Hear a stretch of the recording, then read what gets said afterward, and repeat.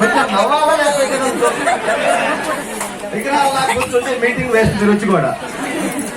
చెప్పండి, పిచ్చి కుక్క పరిగెత్తితే మనతో ఎంట పడితే ఏం చేస్తాం? నాకు మొహాలు నొప్పులు సార్, నాకు అప్లైండర్ లేదు సార్, నాకు టీం రావట్లేదు సార్. సాకులు చెప్పేటోళ్ళు సంపాదించరు, సంపాదించేటోళ్ళు ఎప్పుడు కొత్త వాళ్ళు. వినండి, మనం ఏ బ్యాచ్ లో ఉందాం. మనం అంటే మేము మారిన బ్యాచ్, చూసే బ్యాచ్, సాకులు చెప్పే బ్యాచ్ లో ఉన్నాం ఒకప్పుడు. ఇప్పుడు ఒక స్పష్టమైన డ్రీమ్ ఉంది, గోల్ ఉంది, ఎలా వర్క్ చేయాలి, మైండ్ సెట్ ఏంటి అన్ని మాకు సెట్ అయింది దేవుని వాళ్ళు ఇక్కడికి రావటం వల్ల. ఇక్కడికి రాకుంటే మాకు ఈ మైండ్ వస్తుందా?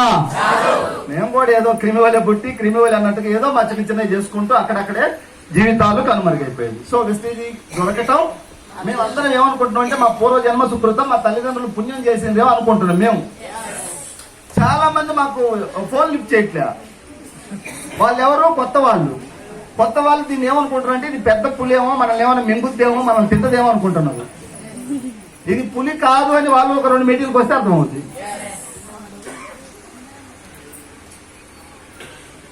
అమ్మా ప్లీజ్ అక్కడ డిస్టర్బ్ చేస్తున్నాం. జరా రిక్వెస్ట్ అందరికి కొంచెం మంచి హాల్ తీసుకొని పెట్టచ్చు కదా మీటింగ్. కొత్త వాళ్ళ అభిప్రాయం అవునా కదా సార్? మంచి హాల్ తీసుకొని పెడితే 100 రూపాయలు టికెట్ పెట్టాలి, మీ డబ్బులు మీ దగ్గర వసూలు చేయాలి. ఇక్కడ 20 రూపాయలే కదా. ఎంత అనేది కాదు, అక్కడికి వచ్చిన దగ్గర ఎంత మనం తీసుకుంటున్నాం అనేది ఇంపార్టెంట్. చాలా మంది మీటింగ్లకు వచ్చి మైండ్ సెట్ మార్చుకొని ఈ రోజు లక్షలు